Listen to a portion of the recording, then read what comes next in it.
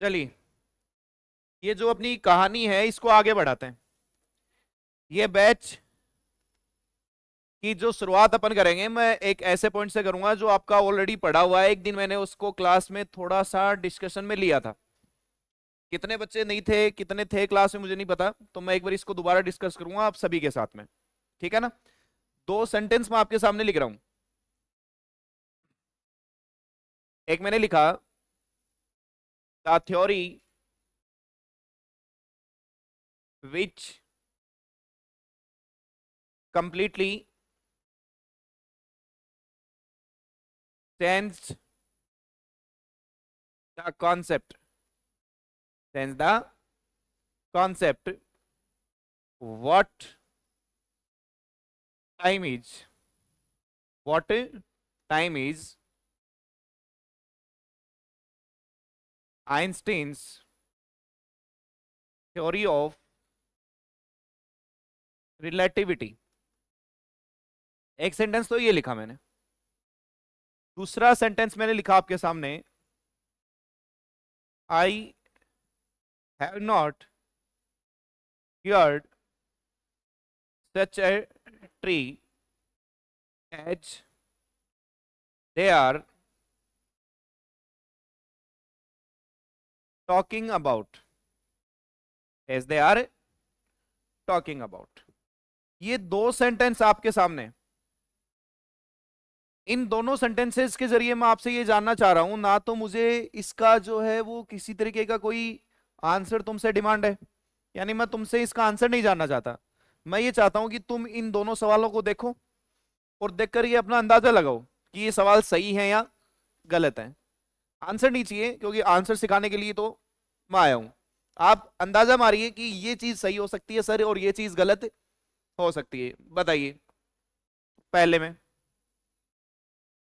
पहले बताया हुआ था कि क्लास में एक दिन लिखा था क्या? हाँ, बताइए।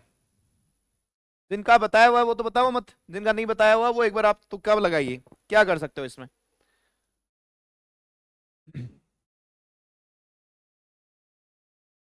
देखो, दोनों साथी अपना आज काम हो गयो, पहले दिन ही गड़बड़ हो गया हम। देखो मैं बताता हूं, सुनना समझना ध्यान से। ये जो ऊपर वाला सेंटेंस है, ये ऊपर वाला सेंटेंस बच्चों को सही लगता है, लेकिन ये गलत है। नीचे वाला भी सही लगता है, लेकिन ये भी क्या है, क्यों गलत है समझना। इसके अंदर मैं आपसे ये पूछूं, इस सेंटेंस का सब्जेक्ट कौन है, तो आप क्या जवाब दोगे? इस सेंटेंस का सब्जेक्ट कौन है तो क्या जवाब दोगे आप? The theory. लेकिन ध्यान से सुनिएगा, समझिएगा। आपको ऐसा नहीं लग रहा कि द थ्योरी अकेला सब्जेक्ट नहीं है? द थ्योरी एक नाउन हो गया पूरा का पूरा। ये क्या है? एक नाउन। अब थ्योरी कौन सी? Which completely change the concept what time is. ये जो इतनी बातचीत है आपकी, आपको ऐसा नहीं लग रहा कि ये इतनी बातचीत जो है वो इस थ्योरी के बारे में है? ऐसा लग रहा है कि नहीं लग रहा है? भाई थ्योरी कौन सी जिसने कंप्लीटली चेंज कर दिया है कि समय क्या है, जिसने कॉन्सेप्ट को कंप्लीटली क्या कर दिया है, चेंज। और कॉन्सेप्ट क्या है? समय क्या है। इस कॉन्सेप्ट को जिसने कंप्लीटली चेंज कर दिया है। तो मैं आपसे पूछूं कि थ्योरी, लेकिन थ्योरी कौन सी थ्योरी? तो ये वाली कहानी आपको नहीं लग रहा कि द थ्योरी के बारे में? और आपको पता है कि द थ्योरी क्या है? नाउन। तो जो नाउन के बारे में बताता है वो कौन होता है? एडजेक्टिव। जो नाउन के बारे में बताता है वो कौन होता है? इसका मतलब ये वाली कहानी द थ्योरी का एडजेक्टिव नहीं है क्या? ये पूरी बात ये इसके एडजेक्टिव की तरह ही तो काम करेगा, करेगा कि नहीं करेगा? चलिए, अब मुझे एक बात बताओ, अगर ये नाउन है और ये आगे वाली कहानी इस नाउन का क्या है? एडजेक्टिव है। एडजेक्टिव है ना? अब वर्ब जो है वो नाउन की वजह से आती है या एडजेक्टिव की वजह से आती है? नाउन की वजह से आती है, ये बात तुम्हें मालूम है। तो इसमें इस नाउन की ये एडजेक्टिव है, तो इसकी वर्ब आपको कहीं दिखाई दे रही है क्या? नहीं दिखाई दे रही है। ये इज तो इस एडजेक्टिव के साथ में है। इज तो किसके साथ में? इसका मतलब इसकी वर्ब तो तुम्हें दी गई ही नहीं है। तो हमें क्या करना पड़ेगा, इस नाउन के लिए वर्ब लगाना पड़ेगा। और जैसे ही मैं इस नाउन के लिए यहां कोई वर्ब लगा दूंगा, मैंने जैसे लगाया इज, तो ये सेंटेंस बन गया, the theory which completely change the concept what time is Einstein's theory of relativity. और अब ये सेंटेंस क्या हुआ है, सही हुआ। इसका मतलब इस सेंटेंस में क्या गलती थी, बोला सर इस सेंटेंस में वर्ब नहीं था। इस सेंटेंस में क्या नहीं था, वर्ब। और वर्ब का सीधा संबंध होता है ग्रामर से। इसका मतलब ये सेंटेंस इनकरेक्ट है, किसकी वजह से, ग्रामर की वजह से। यानी ये सेंटेंस में गलती थी ग्रामेटिकल, इसमें एरर कैसा था, ग्रामेटिकल एरर। समझ गए मेरी बात। इसके अंदर क्या नहीं दिया गया था आपको, वर्ब, और वर्ब आना चाहिए तभी कोई चीज जो है वो सही बैठ सही है। समझ रहे हो इस बात को। चलिए दूसरा, आई हैव नॉट हियर्ड, बोला सर आई सब्जेक्ट है, आई की वजह से हैव ही आएगा, हैव के साथ थर्ड फॉर्म आती है, इसमें भी कोई दिक्कत। आई हैव नॉट हियर्ड सच जो है वो एक टाइप का डिटर्मिनर होता है। इसका डिटर्मिनर होता है, एक टाइप का डिटर्मिनर होता है। टाइप के डिटर्मिनर से मेरा मतलब है ये कौन सा किस तरीके की चीज होती है उसको दिखाने के लिए यूज होता है। सच ए नाइस बॉय, समझ रहे हो ना मेरी बात। इस तरीके से अपन सच a boy, such a girl, जिसके बाद में हमेशा किसका यूज होता है, नाउन का। सच के बाद में हमेशा किसका यूज होता है, नाउन का। और जब आप कंपैरिजन करते हो तो सच के साथ कौन आता है, एज। तो ये एज यहां क्या है, कंजक्शन। एज क्या है, कंजक्शन। सच के टाइप का डिटरमिनर है जिसके बाद में हमेशा कौन आता है, नाउन। नाउन के बाद में ये कौन आ रहा है, conjunction. I have not hear such a tree as they are talking about, मैंने एक ऐसे पेड़ के बारे में कभी नहीं सुना जिसके बारे में वो क्या कर रहे हैं, बात कर रहे हैं। सेंटेंस में ग्रामर की कोई दिक्कत नहीं, ग्रामर एकदम क्या है, प्रॉपर ऑर्डर में है, कोई समस्या इसमें ग्रामर में नहीं है। लेकिन सेंटेंस फिर भी क्या है, गलत। क्यों गलत है, क्योंकि ये बंदा बोल रहा है कि मैंने इस तरीके के पेड़ के बारे में कभी नहीं सुना। तो ये बात कब बोल रहा है, जब उसने ये बात सुनी है। और जब उसने ये बात सुन ली तो फिर ये क्यों बोल रहा है कि मैंने आज तक नहीं सुना। भाई तूने सुन ली तभी तो तू ये बात बोल रहा है। मैंने इतना बड़ा हाथी पहले कभी नहीं देखा, तो नहीं देखा तो तू बोल कैसे रहा है। भाई यहां से कोई हाथी जा रहा है रोड पे और मैं कह रहा हूं कि इतना बड़ो हाथी तो मैं पला आज हूं पला, आया बोलूं या इतना बड़ो हाथी तो मैं कौन देखियो कदई। इतना बड़ा हाथी मैंने देख के मैं कह रहा हूं इतना बड़ा हाथी तो मैं तो कौन देखियो कदई। अरे तो यो क्या कर रहे हो तुम अब, इतना अच्छा बच्चा तो मैंने पहले कभी, ये बोल सकता हूं। यानी मुझे क्या बोलना पड़ेगा, पहले, आज से पहले इतना बड़ा हाथी मैंने कभी नहीं देखा। आज से पहले मैंने इस तरीके के पेड़ के बारे में नहीं सुना जिसके बारे में वो क्या कर रहे हैं, बात कर रहे हैं। इसका मतलब आई have not hear such a tree, यहां मुझे क्या लगाना पड़ेगा, बिफोर। ये सेंटेंस ग्रामर बिल्कुल इसमें सही थी, लेकिन फिर भी क्या हुआ, गलत। क्यों, क्योंकि इसका कोई लॉजिक नहीं है, ये सेंटेंस लॉजिकल नहीं है। इन दोनों सेंटेंस के जरिए मैं आपको यह बात सिखाना चाह रहा हूं कि सेंटेंस को हम दो तरीके से ठीक कर सकते हैं। पहला ग्रामेटिकल और दूसरा लॉजिकल। या तो सेंटेंस में ग्रामर का एरर होगा या सेंटेंस लॉजिकल नहीं होगा। अगर वो लॉजिकल नहीं है तो भी उसमें एरर है, और अगर वो ग्रामेटिकल नहीं है तो भी उसमें क्या है, एरर। समझ पाए तो मेरी बात को। इसका मतलब अगर हम ये चीज सीख लेंगे सेंटेंस क्या है, तो क्या हम कई बहुत सारी चीजें क्लियर नहीं कर लेंगे क्या। अगर हम सेंटेंस मेकिंग ही सीख ले तो करो कॉपी दोनों बातें, दोनों सेंटेंस कॉपी करिए।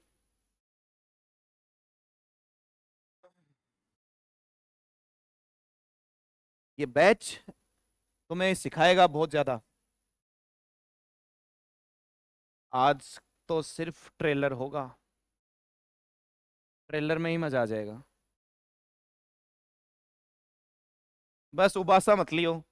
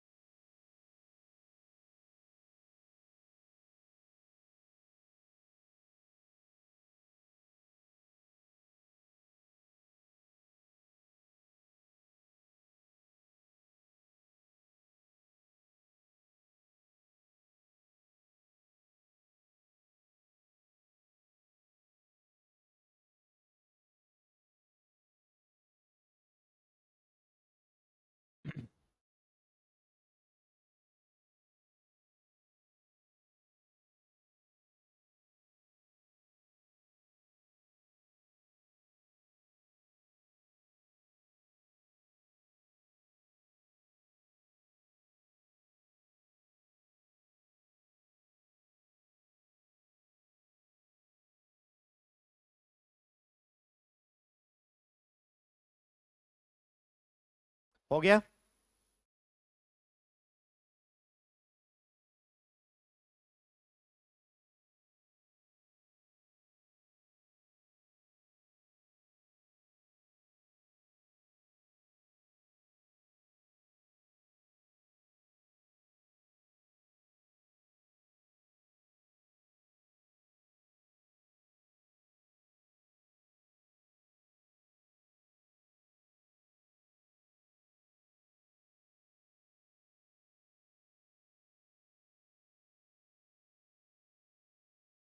लिख लिया जी? बढ़े आगे? आप सुनना समझना ध्यान से। देखो, अब मैं आपसे ये पूछूं कि सेंटेंस क्या होता है। भाई ये दोनों क्या है? सेंटेंस ही है। अब सेंटेंस की डेफिनेशन अगर मैं आपसे पूछ लूं, तो ऊपर ही ऊपर तो सबसे पहले अपन हेडिंग ही क्या डालेंगे? The sentence.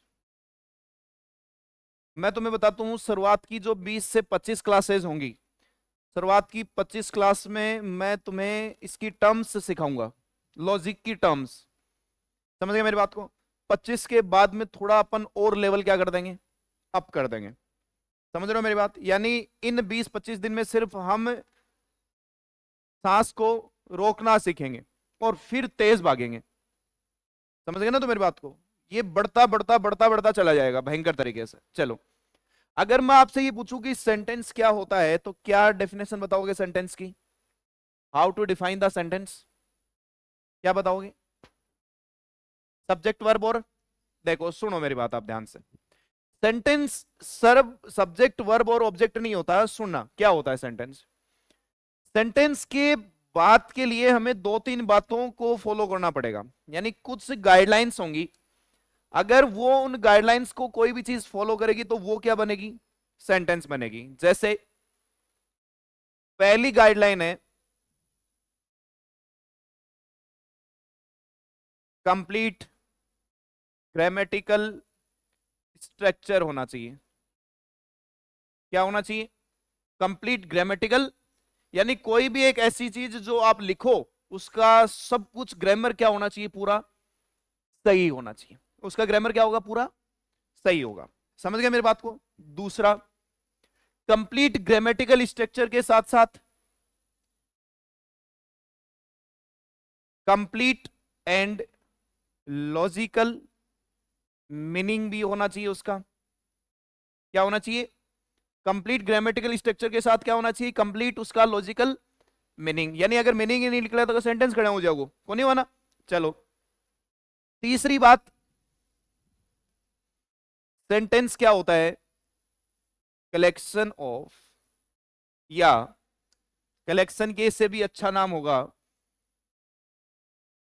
Arrangement of words. जो भी चीज इन तीनों बातों को फॉलो करेगी वो क्या होगी? सेंटेंस। यानी सेंटेंस होता है अरेंजमेंट ऑफ वर्ड्स। इसमें ध्यान से देखोगे तो ये सारे वर्ड ही तो हैं। इन वर्ड्स को क्या किया गया है? अरेंज किया गया है। समझ गए मेरी बात? दूसरी बात, कंप्लीट ग्रामेटिकल क्या होना चाहिए? स्ट्रक्चर। पहले में ग्रामेटिकल स्ट्रक्चर नहीं था तो ये गलत था, सेंटेंस गलत हो गया था। तो क्या होना चाहिए? उसका कंप्लीट ग्रामेटिकल स्ट्रक्चर। और तीसरा क्या होना चाहिए? कंप्लीट उसका लॉजिकल मीनिंग होना चाहिए। तब जाकर के वो चीज क्या होगी? सेंटेंस होगी। समझ पा रहे हो तुम मेरी बात को? जैसे मैं एक सेंटेंस लिखूं आपके सामने, मैंने लिखा द सॉन्ग संग मोहित। एक बात। दूसरा मैंने लिखा गो टू होम। तीसरा मैंने लिखा गो। तुम समझ रहे हो मेरी बात को? क्या पहला सेंटेंस है या नहीं है? पहला एग्जाम्पल सेंटेंस है क्या? नहीं है। क्यों नहीं है? क्योंकि सर अरेंजमेंट ऑफ वर्ड्स तो है। शब्दों को क्या किया गया है इसमें? अरेंज तो किया गया है। ये अपने आप में एक शब्द है, ये अपने आप में एक वर्ड है, ये भी अपने आप में एक वर्ड है। समझ रहे हो मेरी बात? लेकिन ना तो इसका कंप्लीट ग्रामेटिकल स्ट्रक्चर भी है। स्ट्रक्चर क्या कहता है? सब्जेक्ट आना चाहिए, वर्ब आना चाहिए, और वर्ब का ऑब्जेक्ट आना चाहिए। कंप्लीट ग्रामेटिकल स्ट्रक्चर भी है, लेकिन लॉजिकल है क्या? लॉजिकल है ही नहीं। सॉन्ग कैसे गा सकता है मोहित को? ये इसको गा नहीं सकता। इसका मतलब हमें इसे क्या करना पड़ेगा, लॉजिकल बनाना पड़ेगा। मैं आपसे ये कहूं कि इस सेंटेंस को ठीक करना है तो कैसे करोगे, आप इसको पैसिव में लिख दोगे। आप इसको क्या कर दोगे, आप क्या कहोगे, the song was sung by Mohit. इसके गलत होने का रीजन और भी है। कभी भी कुछ वर्ब की फॉर्म्स होती हैं, क्या होती हैं, वर्ब की कुछ फॉर्म्स होती हैं। यानी आप हमेशा ध्यान में रखना, आपकी जो वर्ब की फर्स्ट फॉर्म होती है, फर्स्ट फॉर्म जो है वो विद हेल्पिंग वर्ब और विदाउट हेल्पिंग वर्ब। यानी इसके साथ हेल्पिंग वर्ब का यूज हो भी सकता है और नहीं भी हो सकता। वर्ब की फर्स्ट फॉर्म के साथ हेल्पिंग वर्ब आ भी सकती है और नहीं भी आ सकती। दूसरी बात, वर्ब की जो सेकंड फॉर्म होती है वो कैसे आती है, विदाउट हेल्पिंग वर्ब। वो कैसे आती है, यानी उसके साथ कभी भी हेल्पिंग वर्ब का यूज नहीं होता सेकंड फॉर्म के साथ, समझ गए। फिर आती है वर्ब की थर्ड फॉर्म। थर्ड फॉर्म जो है वो क्या करती है, कभी भी बिना हेल्पिंग वर्ब के यूज नहीं की जा सकती। यानी इसको मैं लिखना चाहूं तो कैसे लिखूंगा, विद हेल्पिंग वर्ब। यानी इसके साथ हमेशा क्या आएगी, आपको हेल्पिंग वर्ब कोई ना कोई यूज करनी ही पड़ेगी। फर्स्ट फॉर्म हेल्पिंग वर्ब के साथ आ भी सकती है और नहीं भी। सेकंड फॉर्म के साथ कभी भी हेल्पिंग वर्ब का यूज नहीं होता। थर्ड फॉर्म के साथ हमेशा हेल्पिंग वर्ब का यूज होता है। वर्ब की फर्स्ट फॉर्म के साथ एस या ईएस अगर आए तो इसके साथ भी कभी भी हेल्पिंग वर्ब का यूज नहीं होता। तो ये भी क्या है, विदाउट हेल्पिंग वर्ब। अगर आपको वर्ब की फर्स्ट फॉर्म प्लस आईएनजी दिखाई देता है तो इसके साथ भी हमेशा क्या यूज होगा, helping verb, with helping verb. इसका मतलब हमें यहां वर्ब दिखाई दी संग, और संग कौन सी फॉर्म है, वर्ब की थर्ड फॉर्म। और वर्ब की थर्ड फॉर्म कभी भी बिना हेल्पिंग वर्ब का यूज नहीं हो सकती। इसका मतलब हमें इसको क्या देना पड़ेगा, कोई ना कोई हेल्पिंग वर्ब देनी पड़ेगी। तो हमने इसको क्या दे दिया, वॉज संग बाई मोहित। समझ पा रहे हो तो बात को। दूसरा सेंटेंस है या नहीं है, गो टू होम, गलत है या सही है, गलत है। क्यों भाई, गलत क्यों है, गो टू होम, सुनना, ये सेंटेंस है। क्यों है, क्योंकि इसका एक कंप्लीट ग्रामेटिकल स्ट्रक्चर है जिसको आप इंपेरेटिव सेंटेंस कहते हो। कौन सा सेंटेंस कहते हो, इंपेरेटिव। क्योंकि इंपेरेटिव सेंटेंस में कौन आता है, वर्ब की फर्स्ट फॉर्म के बाद उसका ऑब्जेक्ट। एक ऐसे सेंटेंस जिसमें ऑर्डर दिखता हो, जिसमें रिक्वेस्ट नजर आए, जिसमें एडवाइस नजर आए, जिसमें प्रोहिबिशन नजर आए, जिसमें फॉरबिडन नजर आए, जिसमें वार्निंग नजर आए, ऐसे सेंटेंस को हम क्या कहते हैं, इंपेरेटिव सेंटेंस कहते हैं।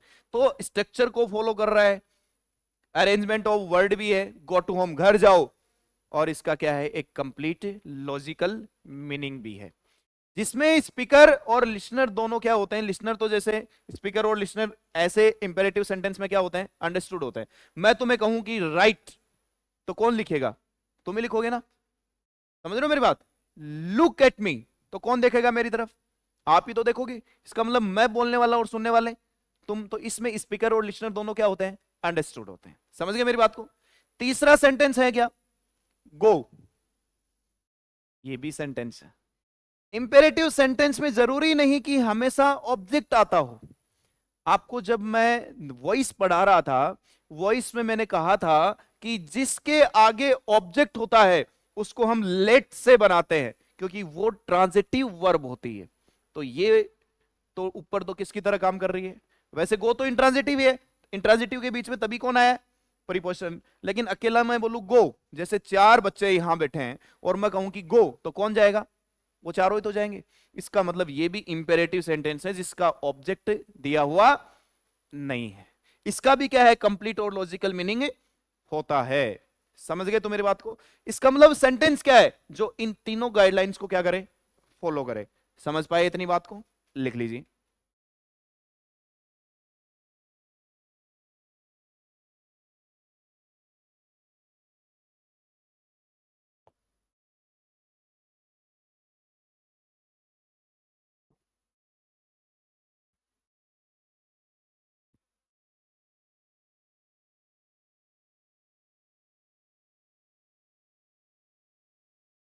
अब अंडरस्टैंडिंग डेवलप होने लग जाएगी तुम्हारी, देखना।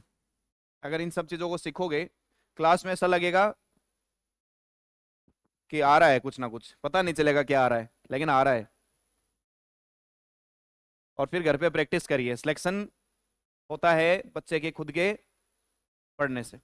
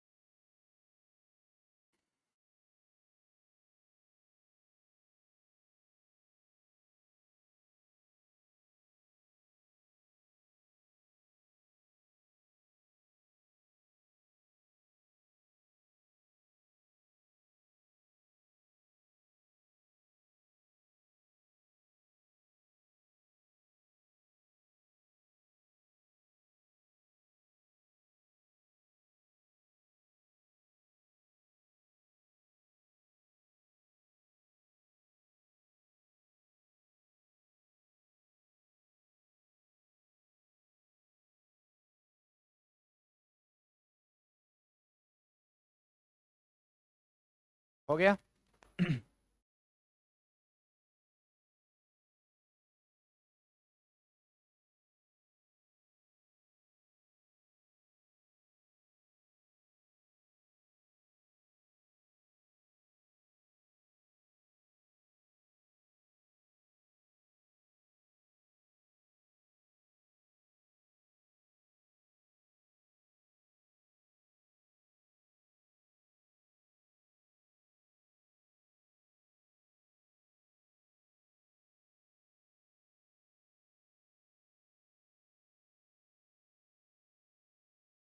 हो गया?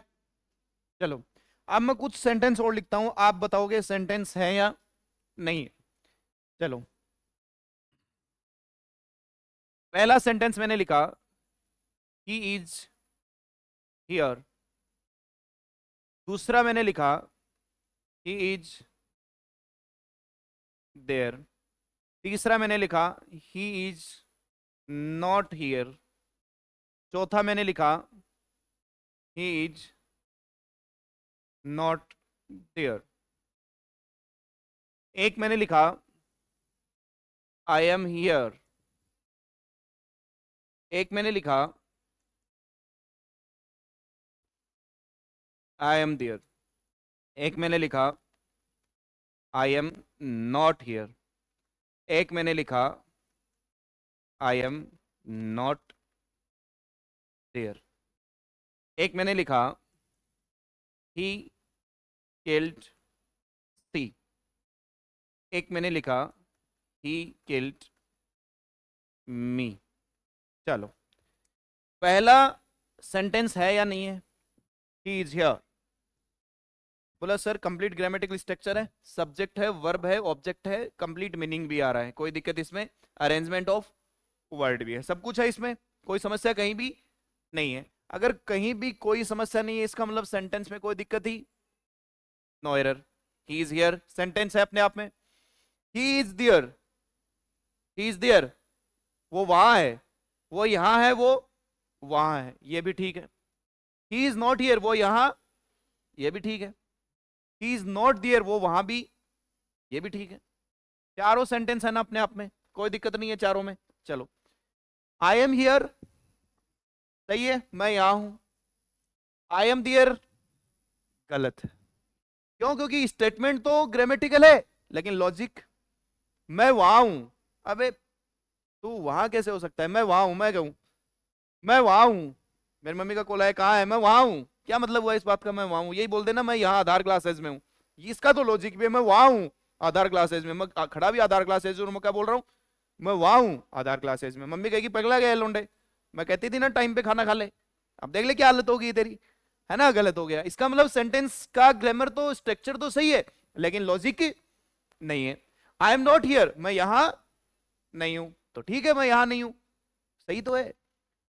अरे पंकज कहाँ है, यार मैं यहां नहीं हूं, चल घूमने चलते हैं यार, मैं यहां, तो सही तो है, लॉजिकल है, ग्रामर का स्ट्रक्चर भी है, कोई दिक्कत इसमें नहीं है, ये सही है।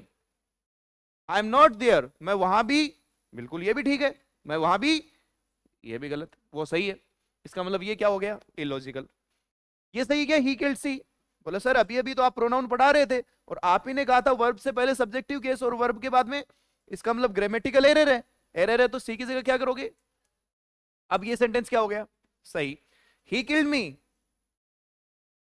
सही है क्या, बोले सर अभी अभी तो कहा है कि वर्ब से पहले सब्जेक्ट वर्ब के बाद में, तो बे तुझे मार दिया तो तू बोल कैसे रहा है, अगर तुझे उसने मार ही दिया तो तू बोल कैसे रहा है, ही किल्ड मी, पितर बन गया मैं या भूत बन के बता रहा हूं कि उसने मुझे मार दिया, ये वो उसने मारा था मुझे, यानी लॉजिक इसका नहीं है, ये सेंटेंस में लॉजिक ही नहीं है, तो ये गलत हुआ किसकी वजह से, लॉजिक की वजह से। हाँ ये बोल सकते हो ही ऑलमोस्ट किल्ड मी, उसने लगभग मुझे मार ही दिया था, यानी मैं आज क्या है बाल बाल बचाऊं, ये नहीं बोल सकता कि उसने मुझे मार दिया, अगर ये बोलूंगा तो फिर मार दिया तो अब कैसे बोल रहा है, यानी लॉजिक नहीं है, यानी इसके पीछे लॉजिक नहीं है और इलॉजिकल एरर हो गया। ठीक है लिख लो आप लोग इतनी देर, ठीक है, ठीक है।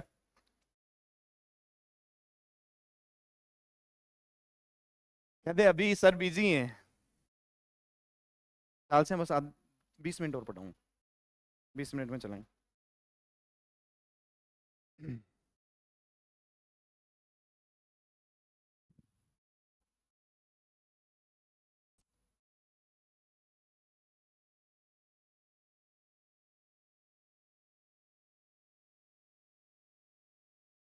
तो अब सेंटेंस पहचानना सीख जाओगे, कौन सेंटेंस है कौन नहीं है, आगे बढ़ते चले जाएंगे, आगे आगे देखो होता है क्या।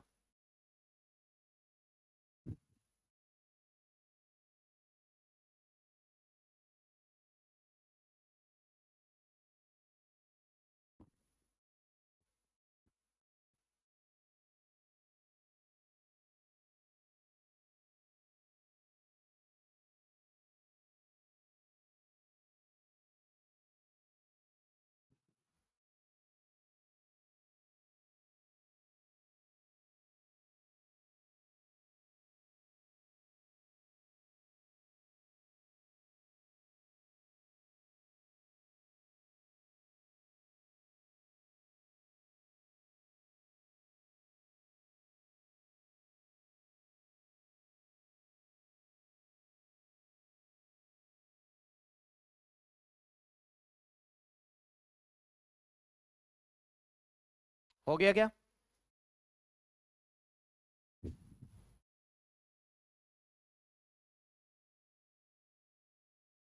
हो गया जी, चलिए अब आगे बढ़ते हैं। अब हमने ये सीखा कि सेंटेंस क्या होता है, हमने अभी तक क्या सीखा है, सिर्फ सेंटेंस की डेफिनेशन और सेंटेंस की पहचान करनी। अब मैं आपसे ये पूछूं कि सेंटेंस की कितनी टाइप होती हैं, कितनी टाइप का होता है सेंटेंस, क्या बताओगे, सेंटेंस के कितने टाइप होते हैं, कितने टाइप होते हैं बताओ, तुक्का तो लगाओ, 4 5 बता रहे हो, कोई 4 कोई 5, ना 4 होते ना 5 होते। सुनना, अभी हमें इतना समझना है सेंटेंस हमारे पास दो तरीके का होगा, कितने तरीके का होगा, दो तरीके का होगा, एक तो होगा ग्रामेटिकल, क्या होगा, ग्रामेटिकल, और दूसरा होगा लॉजिकल, दूसरा क्या होगा, लॉजिकल। अब हमें इन दोनों के बारे में जानकारी हासिल करनी है। जब आप इन दोनों के बारे में जानकारी हासिल करने जाओगे तो जो लॉजिकल है वो दो पार्ट में डिवाइड है। कितने पार्ट में डिवाइड है? पहला पार्ट होता है सब्जेक्ट। पहला पार्ट क्या होता है? सब्जेक्ट। और दूसरा पार्ट होता है प्रेडिकेट। पहला पार्ट क्या है लॉजिक का? सब्जेक्ट। और दूसरा पार्ट क्या है? प्रेडिकेट। चलो, ग्रामेटिकल के तीन पार्ट हैं। एक है वर्ड, दूसरा होता है फ्रेज, और तीसरा होता है क्लॉज। यानी ग्रामर के तीन क्या हैं ये मेन बिल्डिंग ब्लॉक? क्या है ये main building block of grammar? यानी आपकी पूरी ग्रामर ये तीन ही चीजें मिलकर बनाती हैं। सेंटेंस में बस तीन ही चीजें होती हैं, वर्ड होता है, या तो वर्ड होता है, या तो फ्रेज होता है, या तो क्लोज होता है। ये तीन ही मिलकर क्या बनाते हैं? पूरे सेंटेंस को। यानी तीनों क्या है? Main building block. और दो लॉजिकल के दो पार्ट, एक सब्जेक्ट और दूसरा प्रेडिकेट। अब हम पहले बात करेंगे लॉजिकल की और फिर अपन बात करेंगे ग्रामेटिकल की। एक बार ये बना लीजिए। तो यार कई दिनों से दिखाई दिया आज मेरे को। सुबह वाले में आता है क्या? अच्छा, कोने में, हाँ। 9 वाले में, 9 से 10 है लॉजिकल, LOGE। सही तो है? ई आता है, कॉम्प्लीमेंट में भी ई आता है, लॉजिक में भी ई आता है। LOGIC, वो तो लॉजिक, ये लॉजिकल।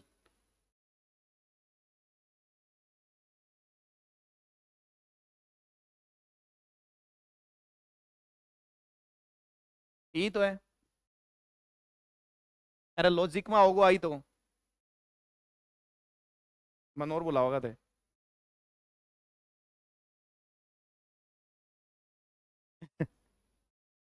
कंफ्यूज कर देगा वो। जा भाई कई बार, एक बार मैं तार के माननी में होगी, कमांडर की स्पेलिंग गलत करके आईडी है मेरी। क्या हुआ कमांडर की स्पेलिंग? COMMANDR, ENDR हुआ, ANDR हुआ होगी ना।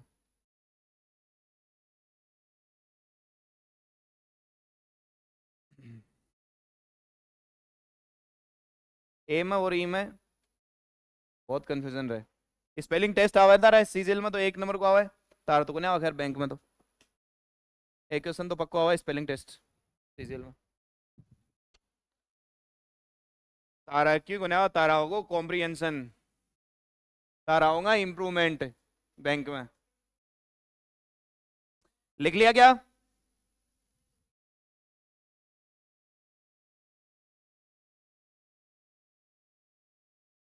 हो गया? चलो आगे बढ़ते हैं। अब पहली हेडिंग डालेंगे अपन लॉजिकल, और उसके बारे में बातचीत करेंगे। लॉजिकल दो पार्ट में डिवाइड किया हमने। पहला पार्ट क्या होता है? सब्जेक्ट।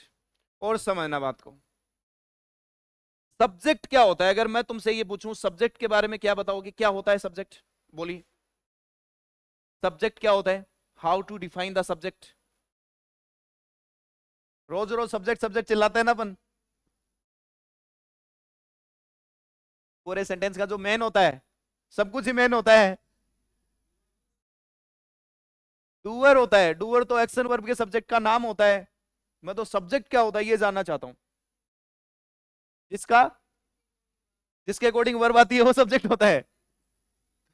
देखो, सब्जेक्ट क्या होता है इसका लिए सुनना।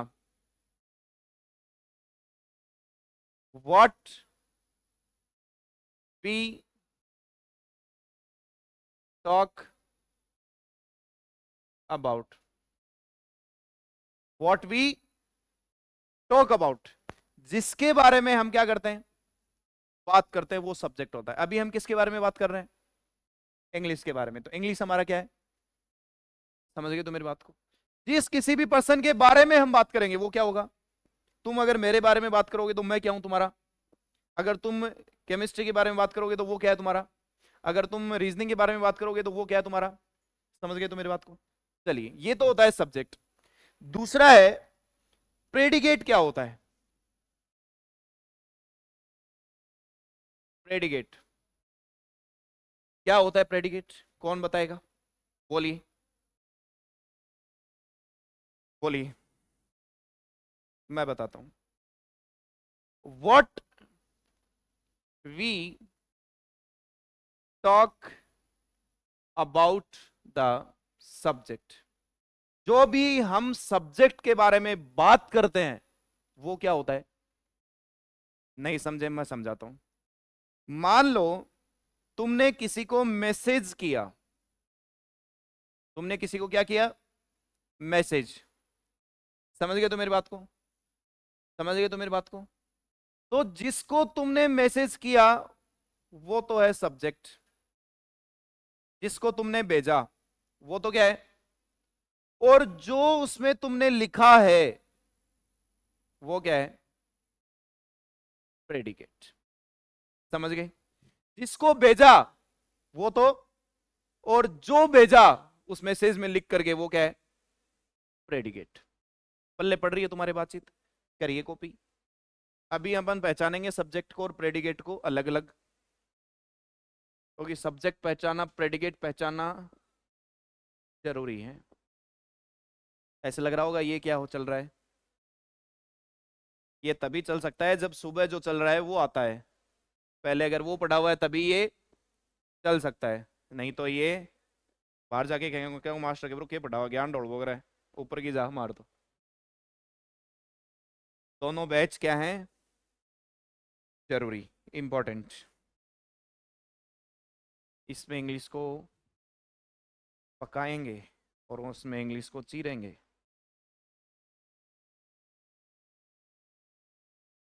और जो बैच में नहीं है वो बहुत बड़ा नुकसान कर रहे हैं।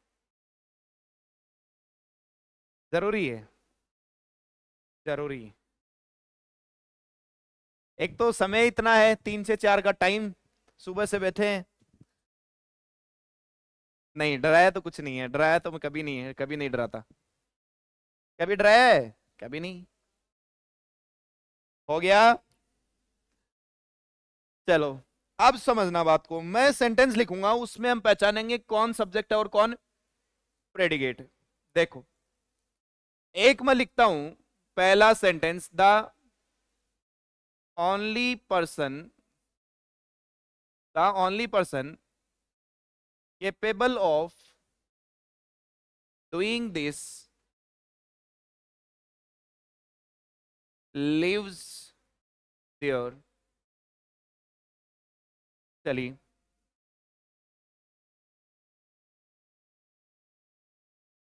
I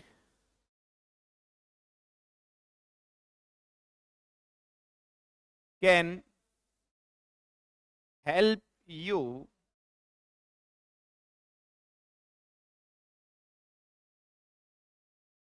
I can help you in this situation। चलिए, तीसरा मैंने लिखा, इट फिनिश्ड। पहले में सब्जेक्ट कौन प्रेडिकेट कौन, पहले तुम तुक्का लगाओ तो। सब्जेक्ट कौन है पहले में, कौन है पहले में सब्जेक्ट कौन है?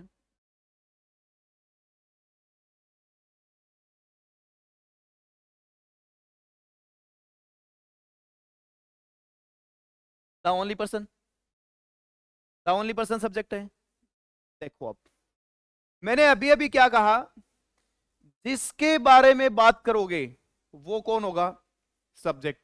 और जो बात करोगे वो क्या होगा। तो आप किसके बारे में बात कर रहे हो, एक ऐसे इंसान के बारे में जो इस काम को कर सकता है। आप एक ऐसे इंसान के बारे में बात कर रहे हो जो ये काम कर सकता है, उसके बारे में इंफॉर्मेशन क्या है, वो वहां रहता है। इसका मतलब ये यहां तक क्या है, the only person capable of doing this. अब इसका ऑपरेशन कर लें। ये प्रीपोजिशन है क्या बेटा? प्रीपोजिशन के बाद में जीरंड आता है कि नहीं आता? सुबह की क्लास में मैं बता रहा था, आप लोगों को भी बताया हुआ है।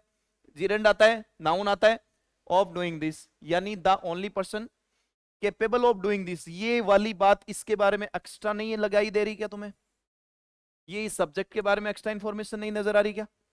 द ओनली पर्सन जो इस काम को कर सकता है। तो कौन सा पर्सन जो इस काम को कर सकता है? इसका मतलब ये पूरी बात सब्जेक्ट है और उसके बारे में इंफॉर्मेशन क्या है कि वो वहां रहता है। ये इसका क्या है? प्रेडिकेट। समझ पाए तो मेरी बात को? अब सब्जेक्ट और प्रेडिकेट को एक ऐसी चीज जो दोनों को एक दूसरे से अलग करती है, उसका नाम होता है वर्ब। उसका नाम क्या होता है? यानी वर्ब जिस क्लोज में शामिल होगी, जिस बात में शामिल होगी, वो तो होगा प्रेडिकेट, और वर्ब से पहले की जो भी चीज है वो क्या होगी? सब्जेक्ट। समझ गए तो मेरी बात को? I can help you in this situation, तो इसका सब्जेक्ट कौन है? सिर्फ आई। ये कौन है इसका? Can help you in this situation. ये पूरा क्या है इसका? प्रेडिकेट। पूरा क्या है इसका? समझ पाए सब्जेक्ट क्या होता है, प्रेडिकेट क्या होता है? तीसरे में सब्जेक्ट कौन है? ये सब्जेक्ट है और ये क्या है इसका? प्रेडिकेट। प्रेडिकेट अकेली वर्ब भी हो सकती है और वर्ब के साथ कई अन्य शब्द भी यूज किए जा सकते हैं। तो आज की क्लास हम यही विराम देंगे। आज हमने यहां तक पढ़ा, कल की क्लास में इससे आगे। ठीक है क्या?